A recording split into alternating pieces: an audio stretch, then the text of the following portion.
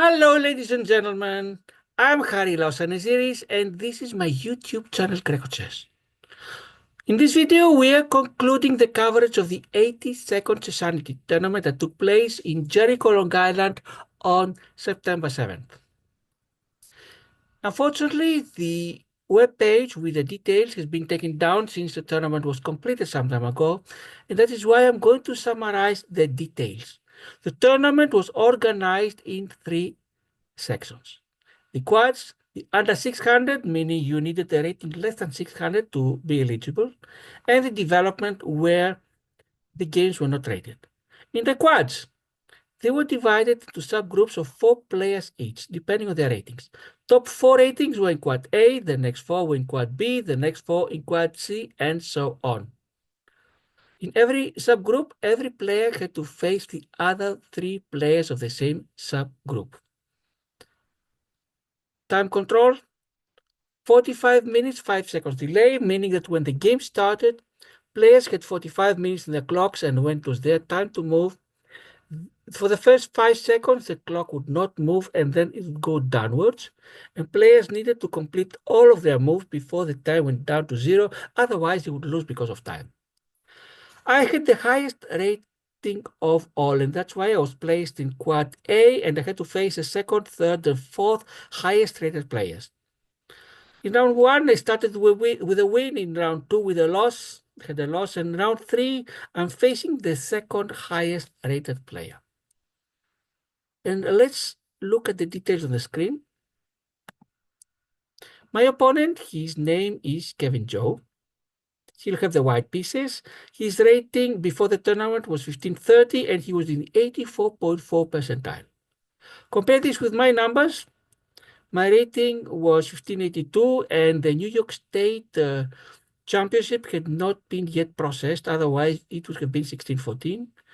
And I'm in the 85.9 percentile. That means even before the New York State championship is processed, my numbers are better. The odds on my side, but let's see what actually happened on the board.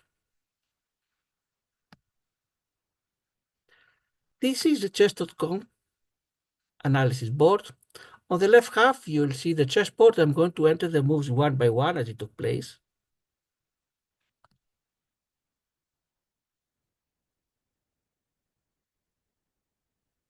And on the right half, just below the word analysis, you'll see the computer valuation. Positive number means white is better. Negative number means black is better. Computer will tell you if the move played was the best, if not, which would have been the best, and which are the best 3 options for the other player. And Kevin with the white pieces starts by pushing the pawn to b3. Not very common, but it's in the quote-unquote book, meaning the opening theory, 2 advantages. First, may catch opponent by surprise, especially a player that relies on memorization. And second, the bishop from c1 can go to b2 and control the big diagonal. I reply, pawn goes to d5. Bishop goes to b2 as expected, easy in the long diagonal. My knight goes to f6. White knight goes to f3. And I push my pawn to c5 so that I have 2 pawns controlling the d4 and e4 central squares. Kevin pushes the pawn to e3. And until now, we are book move, meaning we are in theory. And I deviate from this theory by sending my bishop to g4. Why? To pin the knight on f3, and not because I expect my opponent to be careless and move the knight, although on the blitz games on the internet, that has happened a few times. I've won a few games like that. But because I'm placing a constraint on my opponent needs to think of this pin, cannot move the knight that perhaps otherwise would have been very useful in other parts of the board. And the more constraints you place on your opponent, the better. My opponent doesn't like the pin, so pushes the pawn to h3 and asks my bishop, what is my bishop going to do? Ask the question, as I call it. They decided to keep the pin. Bishop goes to h5. Kevin checks with the bishop on b5, and now I see how I have only 3 ways to cover it. King has nowhere to go. Either with one of the knights or with the queen, and of course forget about the queen. Why lose the queen just to cover a check when I don't have to? But which knight? Since I already moved the knight from g8 to f6, I decided better move the other knight, and I played the wrong move. Knight goes to d7. This gives white the possibility, that's why it's called a mistake, to mess up with my position, but only if they follow the plan perfectly. And the first move of their plan is the pawn goes to g4, which I play. My bishop goes to g6. And the second move would have been, this is a great move, bishop to g6. Well, it is the only choice I had. Either this way I lose the bishop. I don't understand why it's called great. Well, the second move, the plan would be for the pawn goes to g5. And let's see what would happen if my opponent did it. I cannot move the knight because if I do it, knight goes to e5 for white, and my knight on d7 is attacked twice and defended by queen and king. Eventually, I'm going to lose the queen for 2 pieces. I would need to counterattack with the move to a6 to threaten the bishop. Then white takes my knight, I take the bishop. I take on g7. Excuse me, white takes the pawn g7, and I must do something because my rook on h8 is under danger. My bishop will take it back. Bishop takes it. My rook goes to g8. Bishop goes to b2. And you see now, even before I go the remaining of it, white has an extra piece. They have 2 knights and a bishop. I have 1 knight and a bishop.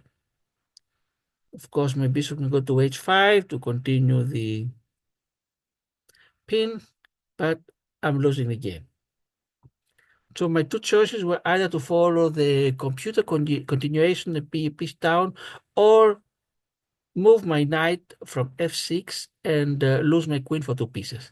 But I got lucky. My opponent didn't see it. It's too many moves to see. And I only saw it now when analyzed by the computer. At that time, I had not seen it. So Kevin places his knight on e5, does this move a little prematurely. Inaccuracies. The computer misses his best chance. I see I'm in danger, so I want to get rid of this bishop. So there is no pin any longer. And Kevin cannot sustain the pin by moving the bishop on a4 because then my pawn goes to b5 and bishop is lost. And this is a result of the first move where the pawn went to b3. Instead, it's my knight that takes the knight back. And at this point, since the big opportunity passed away, Kevin decided at least let's sacrifice my knight for a bishop, because usually a bishop is slightly more important than a knight, and also double my pawns on the g file. That's what happened, but the good thing on my side is my rook on h8 is now free. It's already not developed, at least it can move along the h file. We completed 10 moves, and according to the computer, my opponent is a little ahead, 0.25, which is the result of starting first, but this does not yet decide the result. What does white want to do now? They know they cannot castle kingside because the king will not be safe, so they said, why not attack? Pawn goes to f4. I move my pawn to e6 to open lines for my queen and my bishop. Queen goes to e2 for white. And my queen goes to h4 with a nice check. If king moves, white cannot castle kingside. They would not want to, but they cannot even castle queenside now. What can they do for time being, to keep this right? Block the check with their queen.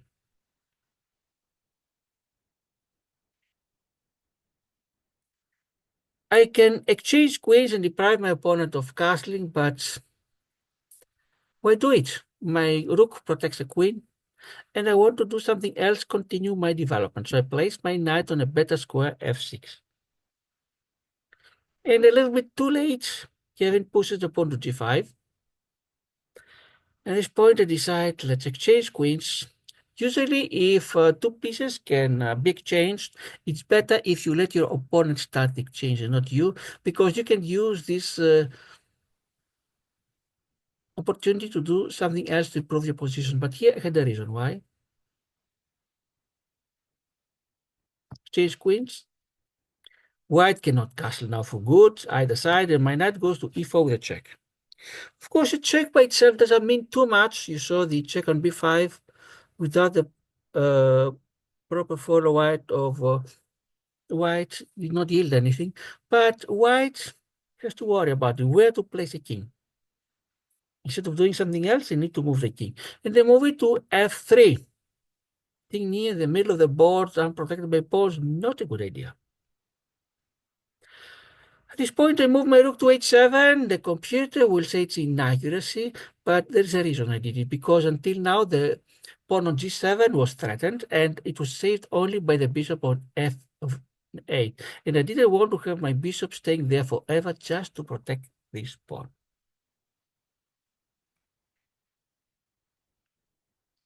But white threatens my knight on e4 by pushing the pawn to d3. And before that move, I had already spent some time to think what would I do. And the problem was that 7 out of 8 squares where the knight could go had a problem. One, the c5 was controlled by my own pawn, knight cannot go. 6 were, in 6 squares, the knight would be lost. Let's look at them. f5 is, f6, the pawn on g5. If I take the pawn on f4 will take it. On g3, you have the king will take it. On f2, the king will take it. On d2, the knight from b1 will take it. On c3, both the knight and the bishop can take it, and there was only one square remaining on d6. And only after I had figured out that square before I decided to place my rook on h7. Otherwise, I would find a way to save my knight and then think about the rook on going to h7, because still I have my bishop on f8. So I said, be careful. I sent my knight to d6. Great moves as a computer, but that was my only choice. What else could I do? And now, white, I don't think they attacked my knight because they believe that there was no square to go, but because now this made the knight free to go to d2. Otherwise, it would be lost. Now knight can go to d2, and not only the knight is the better square, also the rook on a1 is more flexible, can use all the first rank. The more flexible your pieces, the more squares you can go safely, the better. My knight goes to 5. I didn't send my knight to d6 to stay forever, but only temporarily to be safe and not be captured. And white places the rook on d1, most likely to give support to the knight on d2. And I decided to start blocking the bishop of, blocking the diagonal of the white bishop. Pawn goes to d4, and white cannot just exchange the pawns, because then my knight on f5 protects the d4 pawn and the white bishop is blocked. So the white bishop on this diagonal can only go safely back to a1 or change diagonal and go to a3 or c1. What will white do? White decided to play the move that the computer thinks the best. Attack my knight. I felt relieved because this guaranteed that the diagonal would be closed for the white bishop. And here I only had to worry to play just one move to make sure my knight is not captured. What do I play? My knight has many possibilities. d6, e7, h4 with a check, or e3. And I decided to play the one that was not even among the top 3. Send my knight on e3 and simultaneously attack the pawn on c2 and the rook on d1. And my knight is at the wonderful 3rd rank. If you're black, it's wonderful to have your rank on the 3rd rank, especially if supported by a pawn. If you're white, of course, it is the 6th rank. What does white do? First of all, they protect their pawn. Rook goes to c1. And I develop my bishop. Why stay on f8 and not send it to d6? My pawn g7 is protected twice.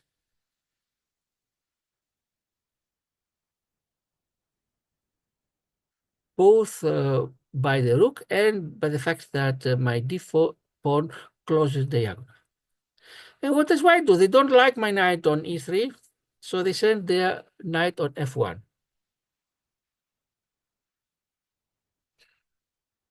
And what are my options? I can either initiate the exchange of the knights, and as I said before, better let your opponent initiate. There's no way to move it. Any square I send it, it will be captured. C4, D5, F5, G4, G2, C2. But if I leave it there, then my opponent will take it. I take it back to the pawn. My opponent both wins the pawn, and also their diagonal now becomes strong one again. And I'm not going to do it. Instead, I'm going to take it.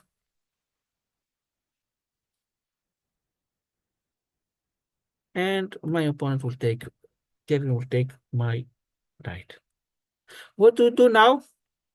I want the long diagonal from A1 to H8 to be as close as possible. Block the white bishop. Pawn goes to E5.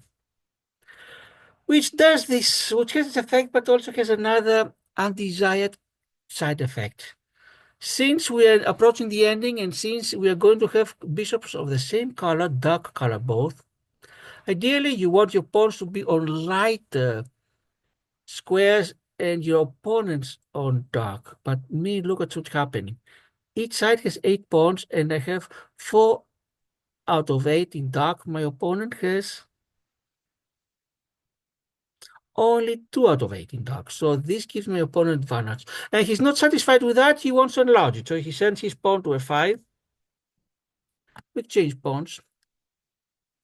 And out of the 7 pawns, white has 5 in light squares, 2 in dark, and I have 4 in dark, 3 in light.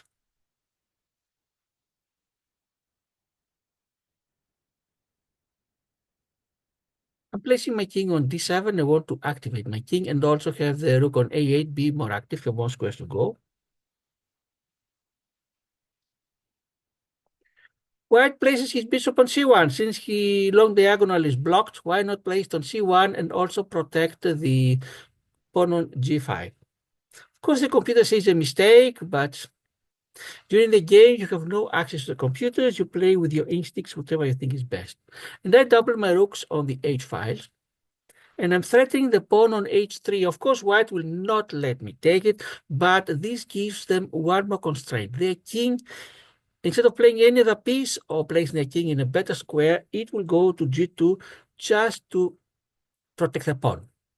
So the rook on H1 is blocked, has to stay here on the H file, and the king on G2 just to protect the pawn. And my rook goes to H4 to be even more free. It is already free in the H file. Let it also have access to the 4th rank.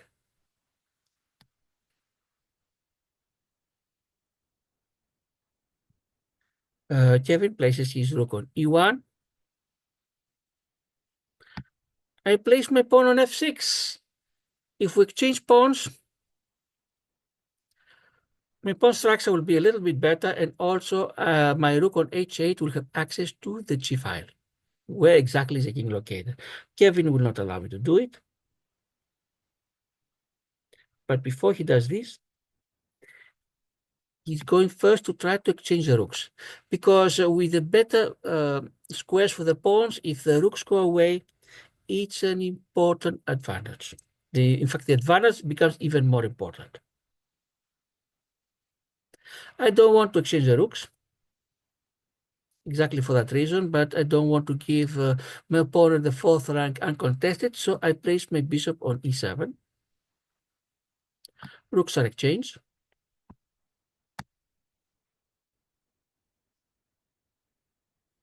And we continued the first 30 moves. So we completed the first 30 moves. My opponent white has some advantage, 1.07. It is important, but not yet decided. How will he do? He doesn't want to exchange pawns. He released one of my problems. Instead, the pawn goes to G6. Great move, of course, because not only now he has all 7 pawns on light colored squares, while only have 2 of them, but also if for any reason the G7 pawn, my G7 pawn disappears, the pawn on G6 is near promotion. I have to be very careful about the pawn on G7. And white might even need to sacrifice a piece if this can help to promotion. My rook goes to H5 to threaten the pawn at F5. This pawn also supports E6. Be nice if I get it. Of course, Kevin will not let me. Rook goes to f1. My king goes to d6. Kevin also tries to centralize his king. He goes to d3. My king goes to d5 at the center of the board. The king goes to g4 now, threatens my rook, and my rook has not too many squares to go. To be exact, it has only one square if it wants to stay safe. And this is h8, and I had seen it in advance, otherwise I would not have moved my king to d5. Rook goes to e1 for white. And time for me to start my attack on the queen side. Pawn goes to b5. This is the only place where I have some chance. I'm not expecting any of my pawns to promote, but at least I might mess up with the white pawn structure and open lines. Bishop goes to d2 for white.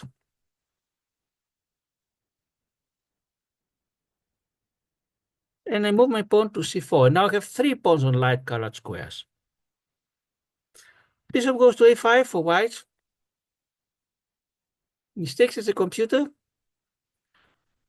And from now on, the advantage, it seems, is going to me. I mean, I have 0.68 advantage. I'm going to change pawns, which means that the d3 pawn for white is isolated, cannot be protected by pawns on the c or in the e file. My rook goes to c8, the open file, the file that was just opened after the exchange of the pawns.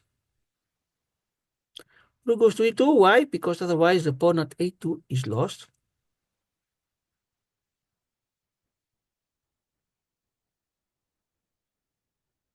And I place my pawn on b4. Why? You may wonder, didn't I say before with a dark colored bishop, it's better to have my pawns on light and not on dark colored? The reason why is because I minimize the activity of the bishop on a5. It cannot go along the diagonal from a5 to e1. The bishop on e7 protects the pawn. Can only go along this diagonal, and look at that. Even 2 of the 3 squares, c7, d8, are not accessible because of my rook. And all I need now, if I can place my king on b5, the bishop is lost. But I have to be careful, because if I put my king now to c5 or c6, rook goes to c2, a check, and I may either lose the rooks or rooks are exchanged. And if rooks are exchanged, then this bishop has more flexibility. I need to be careful of how to continue. Things are not so easy as they look. White places his king on f3 to centralize the king, bring it near the action, because the action is shifting from the king side to the queen side. And myself, what do I do to avoid this possibility of this disastrous check that I said before?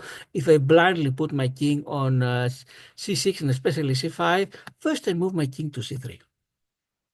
And now it cannot be attacked because of my pawn on b4, protected by the bishop on e7. And you see my advantage becomes now significant, 3.27. 2 goes to d2 to protect the pawn on d3.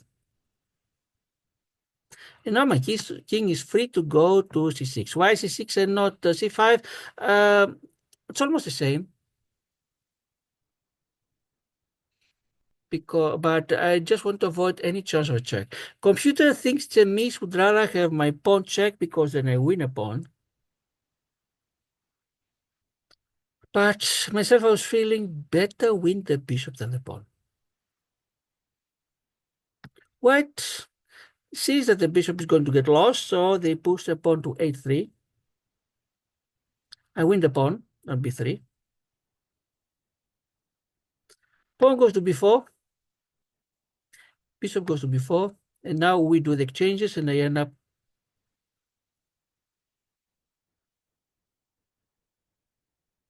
and we exchange the bishops. And you see where we are now. After 44 moves, we completed the exchanges. I was hoping to, with the bishop, at least I won an outside pass pawn to a6. At this point, we both had less than 5 minutes left, so we stopped recording. But having learned from my previous lesson, instead of focusing on my opponent's time, I focused on the chessboard. And look what happened little by little. I started pushing my A pawn that was completely free. My opponent started pushing the H pawn. Now, from now on, I'm just saying what I remember from memory, with the idea being that if it go to H6 and be exchanged, then the G6 pawn would promote. And if I wouldn't take it, then the H pawn would promote. I saw this on time and started bringing back my rook and my king. And finally, we reached a crazy part with few seconds left. And my opponent was threatening me with mates. When my king was in the 8th rank, he placed his king on the 6th rank and his rook ready to checkmate. And I was desperately moving my king where it could not be mated. Finally, after one of my moves, my rook was unprotected, and my opponent, with a smile on his face, he grabs my rook with his king. He was still happy to do it, but then what he forgot, and I noticed with very little time on the clock, is that when his king took my rook, then his king was not supporting his rook anymore, and then my king took his rook. And we ended up in an ending where both sides had the kings. I had 3 pawns. My opponent had 2 pawns, and not only that, because of the Zugzwang, meaning my opponent had to move whether he wanted it or not, he would lose one of the 3 pawns, and he ended up having 1 pawn. I had 3, plus his time was going down to 0. At this point, Kevin resigned, and I won the game. Of course, Kevin played a very good game. We're going to go through a review to see what the chess.com computer has to say about it. And I would say, a little bit lucky to win. I had to play very hard to use whatever skills I have to the extreme, especially ending skills. And I ended up on the winning side. And let's give a look at the review.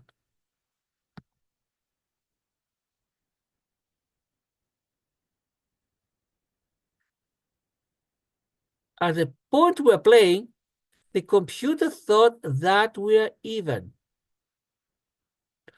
In fact, would even give a 0.06 advantage for white.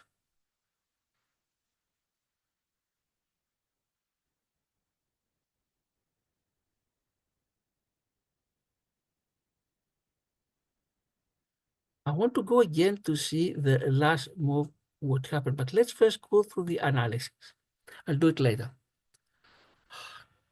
We played as if our ratings were 2250. Thanks, chess.com, very flattering, I would say. Brilliant moves, none of us had a brilliant. Great moves, 5 for Kevin, 1 for me. Best, 8 for Kevin, 18 for Kevin, 17 for me. Excellent, 3 for me, 7. 3 for Kevin, 7 for me. Good, 3 for Kevin, 6 for me. Book moves, the first 4 of Kevin's and my first 3 were book moves. Inaccuracies, I had 6 versus 5 of Kevin. Mistakes, Kevin made 5, I made 3. 1 miss each of us and no blunders. And I'm going to the start review to see the position at the very end, how it was. And here we are. And the computer thinks that, if anything, white has a small advantage of 0.06. And let's see what the computer thinks, how the game would continue. But both of us had very little time. Forget about playing the best moves. So follow up.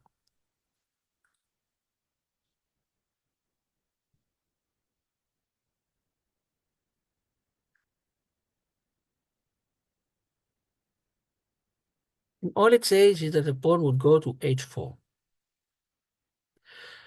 But whatever the computer says, I ended up on the winning side. So I ended the tournament with 2 points out of 3, winning first and third rounds and losing the second.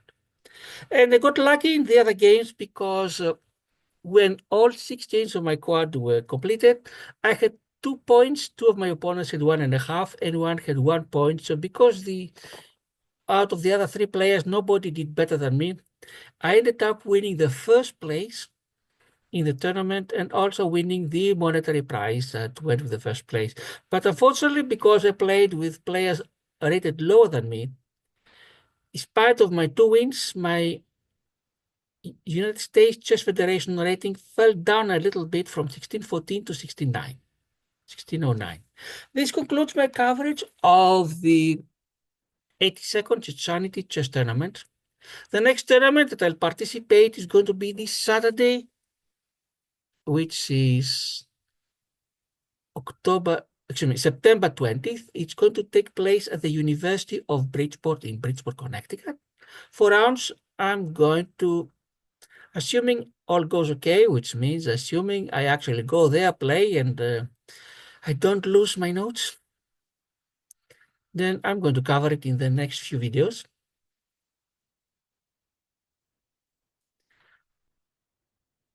This is Harry Lasaniziris. Thanks to all the viewers, thanks to the subscribers, and to the likes and to the people with nice comments. My channel, Greco Chess. Thanks for watching. Goodbye.